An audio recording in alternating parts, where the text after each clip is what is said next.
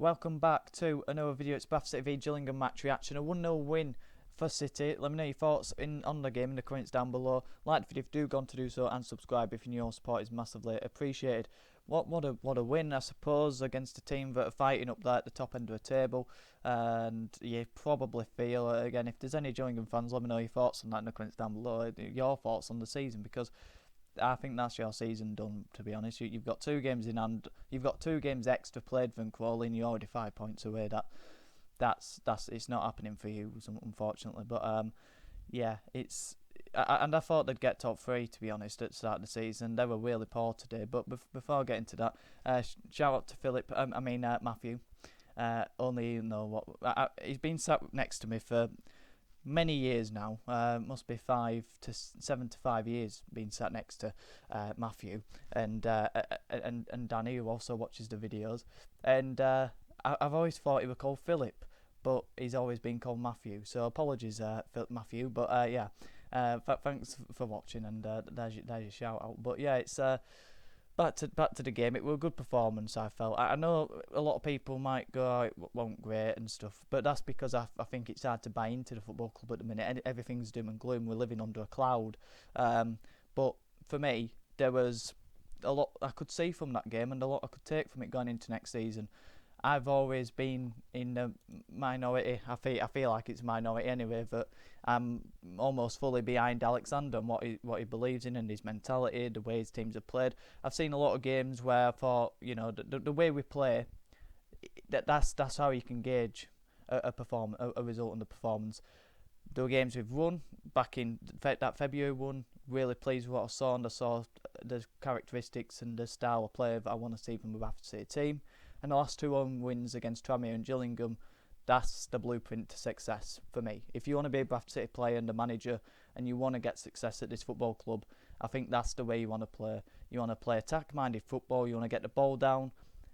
Don't get the ball down like Mark Hughes, because that sort of football don't really resonate with the fans. But getting shots off, energetic midfield to the attack, getting crosses into a box, fighting, crunching tackles. Just energy and passion, and I saw that across most areas of the team. We aren't being consistent with it, and that's why we're not going to get in the playoffs. And maybe it could be seen as an early season if we go on and win our next 4. I don't think we will, but then you go 69 points. If we just didn't have a couple of bad ones, if we maybe didn't draw this game, didn't lose this game, cut the bad run off at that point, I think that's what we'll probably end up looking back on, and I think we still can look back on it like that this season.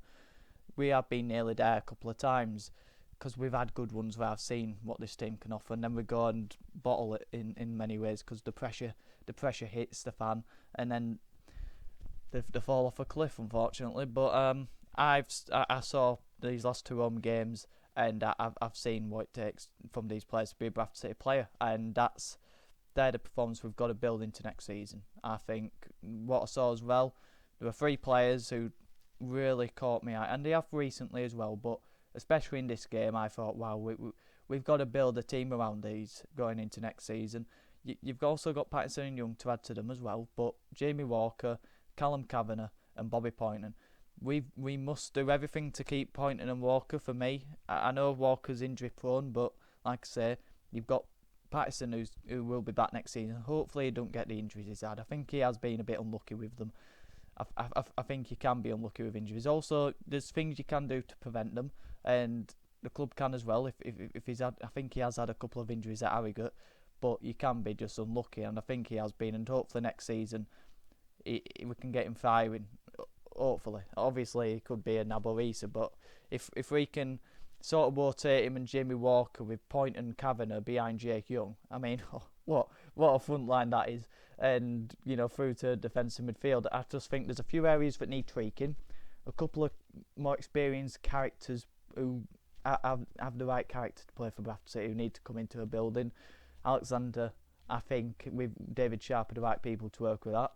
So there's optimism going into next season, but then you've still got Rupp and Sparks, who are probably going to be in the control of things. Will Rupp commit the money to bring in the right players? Not just that, there's other areas as well where we're semi-professional. and you've got Ryan Sparks. How much of a say will he have on things as well? And let me know your thoughts on that in the comments down below, because I know it ain't all. When you win, everything looks better. When you lose, it all looks it looks disgraceful. The football club, because it is really. When you look at how we've been. But I can see positives, and it's hard to praise this club because we starting seeing anything. But and also you've got to look forward to next season, because that's being a football fan, innit? You have bad moments, you have bad seasons. This season's been a bad season, another one. But there's always next season, and you've got to be like that, because I never understand like when newly promoted teams come up and they just want to stay up, or a team that's expected to come bottom, just want to finish 22nd in League Two, or if it's League One, it's 20th, or Premier League, it's wherever it is, just want to be over the dotted line. And I always think, I won't accept that, because if I'm at a football club, and obviously as a fan anyway, you think like this, but you should want to win every game possible. And Crawley, a prime example of that this season. Many predicted it. Nearly everyone did. I'd be surprised if no one didn't predict Crawley to finish bottom of the league this season. It looks like they're going to get it in the playoffs, mainly down to Scott Lindsay, but I mean, what a job he's done. But it's that sort of mentality that you get, that everyone's writing us off. We can win every game possible. Why can't we? Let's go and do something special, because there's no ceiling to where you can finish. That's just where you believe, because every footballer's a professional for a reason. We all come on here, we all go there, shouting and ranting, going mad on a player because they're not good enough or whatever. But then we've seen it many times. They'll go to another club and they'll do unbelievably well. For example, this season, Jake Swindon, top goal scorer in League Two in January, comes to us, gets injured, and if he didn't do that at Swindon and we signed him in January and he got injured, probably would have been written off. And that's the thing. Every professional footballer, even Ossa Derby, even Tyler Smith, they're better than us, and there must be a player in there, because someone along the way has got some out of them, whether it's in the academy setups or whatever.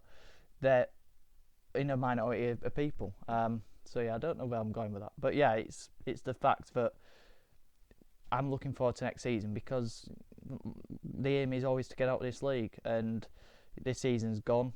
We've got to look forward to next season, and if not, why are you renewing? And I know why many people won't be renewing either, but yeah, obviously still up and Sparks out, because you'd be an idiot if you're not, especially with me with shouting and ranting about it. But I just hope that the David Sharp appointment, along with many other things that need to change, can be a change in the football club. But I know I'm probably dreaming and getting short-sighted there. But yeah, you've got to get a bit of optimism in you anyway. But yeah, let's get into the game.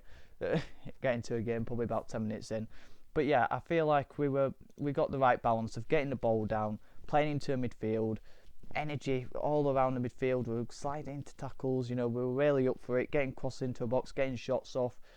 I thought we were quite entertaining. There were spells in the game where it went a bit flat and we had to soak up pressure, and we did really well with that as well, defending, putting our bodies on the line. A couple of shots cleared off the line, a couple of good headers, and a couple of times they transitioned on us, and we had a couple of 1v1, 2v1s that we dealt with. So I think defence were really good as well. They didn't really trouble us. I thought they were really poor. I didn't think they were special at all. And like I said earlier, I predicted them to come top 3, and I thought they have a good enough squad to still do that. And they were near enough there with Neil Harris. So it begs the question of Stephen Clemens. Where should he be going? And I know it's not a League Two channel, but yeah, I was really disappointed with them, because they didn't look like troubling us at all. I know I said we defended well, but they had quality in the side, and they didn't do well with it. And obviously it was windy today. We played to the conditions really well, I thought, as well. But yeah, that's the blueprint. That performance is a blueprint for success for us, and we've got to follow it up. We never really do, but because obviously against Grimsby I played a completely different way after saying the same against Tranmere. But yeah, like I said, against Tranmere as well, enjoy tonight. Have a good night, and enjoy a good 3 points where we've seen a good fighting team. Got to take it into next season, and that is all about these few games. Finding out who the right characters are, finding out who the system for next season, the right players, where we need to recruit, and just getting a bit of momentum going into next season as well, and try and get a bit of positivity. And that's certainly a good step to doing that. Set pieces as well, I thought we really improved on them. We've definitely worked on it because we were. When I watch Arsenal, they do very similar set pieces where they have 3 players go towards the back post, one makes the front post run, and then there's a couple on the edge. And I thought we were really good at them. You know, we caused them a couple of problems, a couple of chances came from them as well, and definitely something we worked on and something where we've really been poor on this season. So that was positive as well to see a change in the set piece and some better deliveries as well, and a different few ideas. And defensively, they're a big side, big units. We dealt with them as well. They didn't look like troubling us too much. So really good performance all round, and a really pleasing performance where I think we can really take it with a bit of momentum and look back on it as well. And the Tranmere game as the blueprints, like I keep saying. So I'll get into play ratings. Let me know yours in the community tab or in the comments down below. And I never really say it enough, but 1 is the worst and 5 is the best and 3 is the average. So yeah, that's the levels of it. Sam Walker, he gets the 4 for me. A contender for man of match, but not quite there. I don't know. He made some good saves, got a clean sheet. Really pleased for him, and he's been fantastic for us. And he made a good save that he tipped over the bar. A couple of other good saves as well. So yeah, a good performance again from Sam Walker. Brad Halliday, goal scorer, match winner, 100th appearance. Leads by example. You know, the commitment that he shows and the passion, the energy. He were fantastic again today. Not a lot came down their side. Testament to him. Really good performance from Brad. Gets a 4 out of 5. The 3 centre backs, Dan Oyegoke gets the first one. He was really good again. Dan Oyegoke. Recently he's massively improved. I thought really good on the ball, brought the ball into the midfield areas by just driving with it, and that's something that he's done well. Really composed on it. Played some good balls into the forward areas as well, because what we've been doing so much so recently, it's so frustrating, is the centre backs get it, hoof it straight away. He had a bit of composure to bring the ball in or to play fired ball into Kavanagh, then we could turn and we got into the pockets really well, and he were key to that. So really good on the ball. Defensively, very solid as well. So really good performance from Dan Oyegoke again, and he does deserve that praise because he's had a lot of stick this season for right reasons, because he's been poor. But today and the last couple of games, last 2 weeks or so after Harrogate, he's been fantastic. So really good performance again from him. And then you got Matty Platt again, 4 out of 5. Unbelievable performance. Dealt so well with Ollie Hawkins, big massive unit, and dealt with him as though he was Tyler Smith. I'm so harsh on Tyler Smith. I feel bad at this point, but he's a massive unit. He didn't look like troubling him. He won a few headers against him. He matched his physicality, and that's all he had to do today. Just man mark and don't let him win his aerials, and then we can play. You know, let Small pick up the loose balls then, and he were fantastic. That Matty Platt again, really solid performance from him. And then moving on into Kieran Kelly, he gets a 3. I don't think he was as good as the others in the back line. I think he came off with an injury, which is frustrating because I do like Kelly, but yeah, a couple of balls went down his side a bit more. He didn't get as much support, obviously, as Oyegoke will have with Halliday. A couple of times Tariq Wright left his man. He gets a 3 as well, because you know that Mahoney and Romeo Hutton, you know, really good players down that right side, and you know we allowed them a bit too much time, a bit too much space, because you know Kelly were getting exposed. He had to, you know, he were getting lost a bit out there, and Tariq Wright got into the game and tracked back more as the game went on.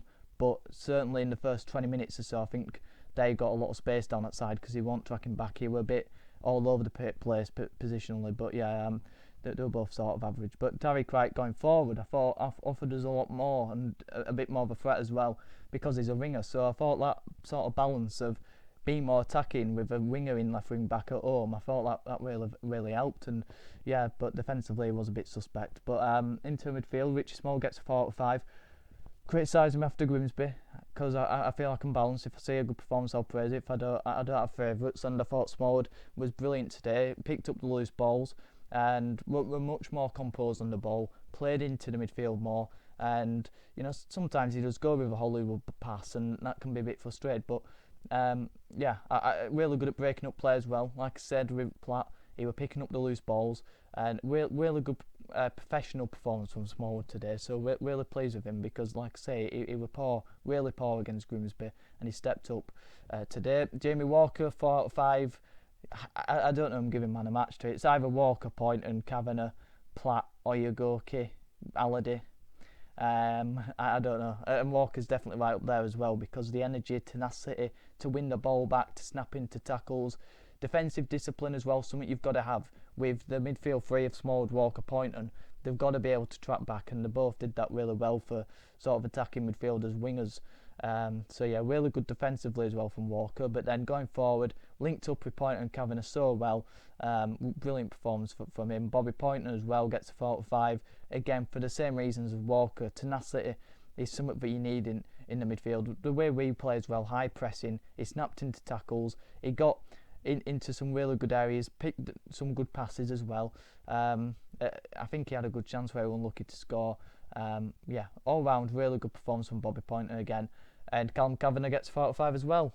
Defensively, Callum Kavanagh is sort of playing in that second striker role with Andy Cook, and defensively really good performance from him, because he's so good at biting into tackles and nipping the ball back off the opposition in high areas, and that's something that I love about him. And then he does pick the right ball after that as well, so he's such a dangerous player to have in your opposition in the forward lines, because a lot of forward players get the label of being lazy, and he's anything but that. So really lively player, and really like the look of him. And again, another really good performance from him coming back from international duty. And Andy Cook, he gets a 2 out of 5. He might have been injured, but he was poor. He was moaning a lot. He was stood still. He was waving his arms around. He wasn't really pressing. He wasn't tracking back. He didn't make the right decisions in the final third. A few poor passes that, you know, either didn't go to our men or went to the wrong person. And I think he had a good chance in front of goal where he lacked a bit of composure as well. He just looked off the pace. So yeah, he didn't have a good game, Andy Cook, today. And you know, it's another game where we didn't see Ibbotson on the bench. I want to see him get more chances, because Smith and Cook at the minute. Cook's obviously been injured, and I think that played a part. I haven't been on it. So my man of match, you decide. Go and vote for it in the community tab. I don't have a clue. I'll give it to Halliday. 100th appearance, got a goal. Really good performance from him. So I'll probably go with Halliday. But like I say, I think building the team around Walker, Point and Kavanagh, there's an exciting future in that. So let me know your thoughts on the game in the comments down below. Like the video if you did go on to do so, and subscribe if you're new. All support is massively appreciated. A win and a really pleasing performance, like I say. The blueprint to success under Graham Alexander is that. And are you looking forward to the summer? Let me know in the comments down below, because there's something to build with there, and I think it leads for a bit of optimism. But there's still pessimism around the ground, rightly so, because there's a lot that has gone wrong under this ownership and under this CEO that means that they've got a lot of hard work to do to win the fans over, because, you know, one good decision don't make all the rest go away that's gone wrong. So yeah, let me know your thoughts in the comments down below, and on to Tuesday. Have a good one.